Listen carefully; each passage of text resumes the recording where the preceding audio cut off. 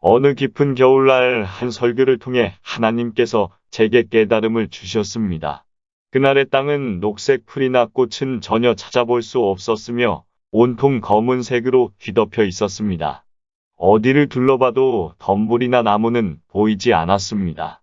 그때 하나님께서 보물과 같은 눈송이를 내려주셨습니다. 하얀 눈송이가 검은색 땅을 뒤덮어 온통 새하얗게 만들었습니다. 그날에 들었던 설교를 통해 저는 오랫동안 간절히 원했던 구세주를 마침내 만날 수 있었습니다. 그 눈 오던 날의 설교를 아직도 잊지 않고 기억합니다. 이사야 1장 18절 여호와께서 말씀하시되 이제 오거라 우리가 함께 따져보자. 비록 너희 죄가 주홍색과 같을지라도 눈처럼 희어지리라. 그것들이 진홍같이 붉을지라도 양털처럼 되리라. 개인적으로 하나님께서 여러 좋은 책을 읽게 해주신 것에 감사드립니다. 특히 도드리지 박사의 영혼에 담긴 종교심의 발단과 전개, 백스터의 회심하지 않은 자를 향한 부르심, 알레인의 죄인에게 주는 경고, 제임스의 불안에 떨며 질문하는 자와 같은 책을 읽게 해주신 것에 감사드립니다. 하지만 이런 책을 읽게 해주신 것보다 더욱 감사한 것은 한 가난하고 배우지 못한 아저씨를 통해 들은 설교 말씀이었습니다. 그는 전혀 신학 교육을 받은 적이 없었습니다. 분명 변변치 못한 일을 하는 사람이었지만 하나님께서는 그를 통해 주일 아침에 이런 은혜의 말씀을 전해주셨습니다. 이사야 45장 22절 나를 바라보고 구원을 얻으라 땅의 모든 끝아. 물론 제가 읽었던 책들도 매우 좋았지만 그 아저씨의 설교는 훨씬 더 좋았습니다. 책은 저를 깨우쳤지만 그 설교는 저를 구원에 이르게 했습니다. 그래서 저는 늘 진리의 말씀을 듣는 것을 귀하게 여깁니다. 저 또한 진리를 듣고 기쁨과 평안을 얻었기 때문입니다. 심령이 괴로웠던 시절 혹시 구원의 길을 발견할 수 있지 않을까 해서 제가 살던 마을에 있는 모든 예배의 자리에 참석해보기로 다짐했습니다. 하나님께서 저희 죄를 사하여 주시기만 한다면 무슨 일이든 다 하려고 했습니다. 그렇게 주변의 모든 교회를 돌아다니기 시작했습니다. 한동안 그런 식으로 여러 예배에 참석했지만 헛수고였습니다. 그렇다고 그곳의 목회자를 비난하는 것은 아닙니다. 한 분은 하나님의 주권에 대해 설교하셨습니다. 저는 기쁜 마음으로 그 설교를 경청했습니다. 하지만 구원받기 위해 무엇을 해야 할지 알고 싶었던 불쌍한 죄인에게 그 숭고한 진리는 그다지 도움이 되지 못했습니다. 어떤 존경할 만한 목사님은 늘 율법에 대해 설교하셨습니다. 하지만 이미 갈아엎어져 복음의 씨가 뿌려지길 기다리는 밭에 계속 쟁기질을 해봤자 무슨 소용이 있겠습니까?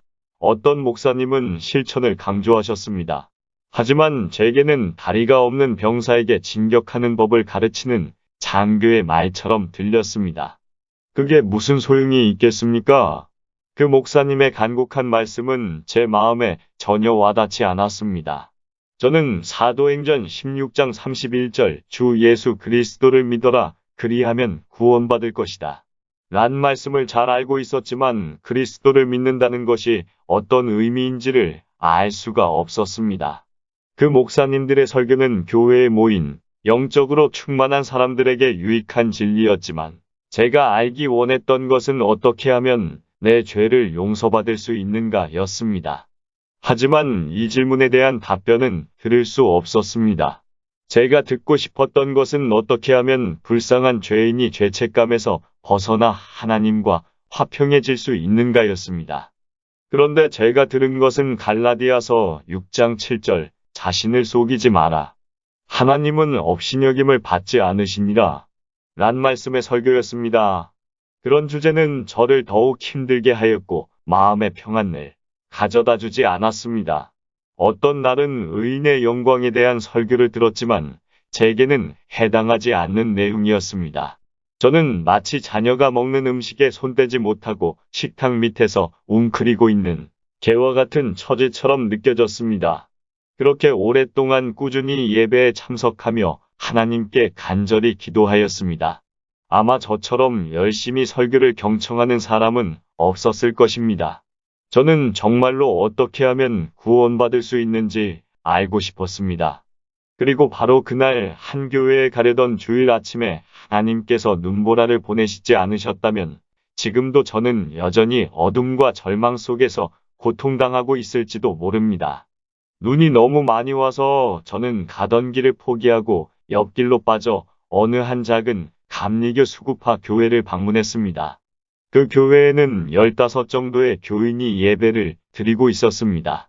감리교 수구파 사람들은 두통을 일으킬 만큼 큰 목소리로 찬양한다고 들었지만 그런 것쯤은 문제가 되지 않았습니다.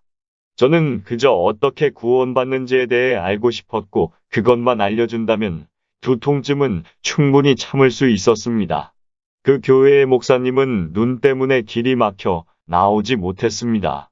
한참을 기다린 끝에 교인 중에 어떤 깡마른 아저씨가 설교하러 강단에 올라갔는데 구두나 옷을 수선하는 일을 하는 사람인 것 같았습니다. 저는 지금도 좋은 설교자가 되기 위해서는 어느 정도 교육을 받는 편이 좋다는 생각에는 변함이 없지만 그 남자는 전혀 지휘적인 것 같지 않았습니다. 그는 그저 본문의 말씀대로 따라갔는데 아마도 그 외에 할 말이 없어서 그랬던 것 같았습니다. 그날의 본문 말씀은 다음과 같았습니다. 이사야 45장 22절 나를 바라보고 구원을 얻으라 땅의 모든 끝아. 그는 심지어 발음도 부정확했지만 그런 것쯤은 문제되지 않았습니다. 저는 그저 이 본문 말씀이라면 제가 찾는 문제에 대한 답을 들을 수 있을 것 같다고 조금은 기대를 했습니다. 그 아저씨는 이렇게 설교를 시작했습니다. 여러분, 이 구절은 정말로 단순해요. 그저 바라보라고 하잖아요. 바라보는 게 뭐 힘든 일인가요? 발을 들어 올리라는 것도 아니고 손가락을 들어 올리라는 것도 아니에요. 고개를 들어 바라보라는 거예요. 바라보는 법을 배우려고 대학에 다닐 필요도 없잖아요. 바보 천치라도 바라보는 것은 할 수 있어요. 바라보기 위해 부자일 필요도 없어요. 누구든 바라볼 수 있어요. 애들도 바라보는 것은 할 수 있어요. 그리고 본문에는 나를 바라보라고 되어 있어요. 대부분 사람은 자기 자신을 바라봐요. 하지만 자기를 바라봤자 아무 소용도 없어요. 어떤 사람들은 먼저 하나님 아버지부터 바라보려고 해요. 하지만 아버지는 나중에 바라보고 먼저 예수 그리스도를 바라보아야 해요. 어떤 사람은 성령님께서 역사하시길 기다려야 한다고 해요. 하지만 그건 여러분이 지금 신경 써야 할 일이 아니에요. 그리스도를 바라보세요. 오늘 본문에 나를 바라보라고 되어 있잖아요. 그리고 그 아저씨는 이렇게 이어나갔습니다. 나를 바라보라. 나는 보혈의 피를 흘렸도다. 나를 바라보라. 나는 십자가에 매달렸노라. 나를 바라보라. 나는 죽어 장사되었노라. 나를 바라보라. 나는 다시 부활했노라. 나를 바라보라. 나는 하늘로 올라갔노라. 나를 바라보라. 나는 아버지 우편에 앉아있노라. 오 불쌍한 죄인아, 나를 바라보라. 나를 바라보라. 그렇게 10여 분 정도 설교를 하고 나니 할 말이 떨어진 듯 했습니다. 그러자 그는 좌석에 앉아있던 저를 쳐다보았습니다. 그곳에는 교인이 얼마 없었던 탓에 그날 처음 나온 제가 눈에 띄었을 것입니다. 그는 마치 제 마음을 전부 알고 있다는 듯이 뚫어지게 쳐다보더니 이렇게 입을 열었습니다. 젊은이, 꼴이 정말 형편없구먼. 물론 당시에 제 모습이 형편없었던 것은 사실이지만 그래도 강단에서 대놓고 외모에 대해 언급해서 적지 않게 당황했습니다. 하지만 그 덕분에 저는 정신이 번쩍 들었습니다. 그는 계속해서 말했습니다.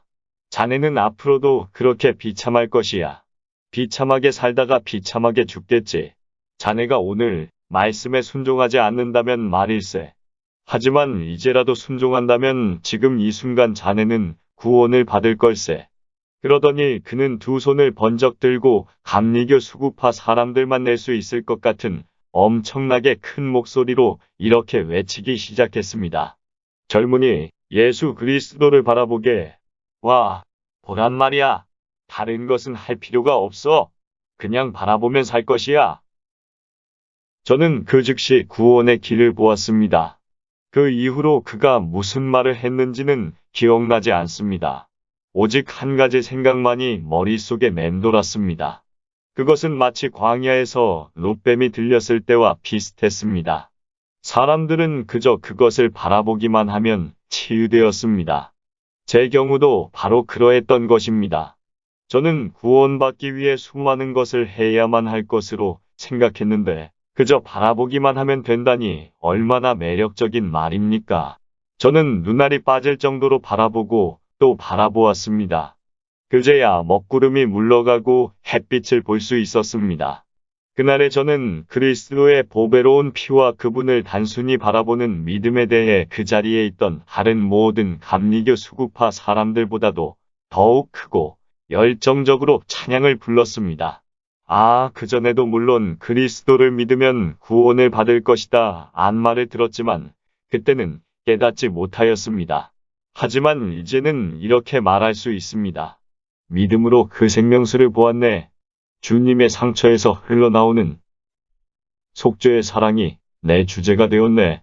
죽을 때까지 그 사랑을 말하리라.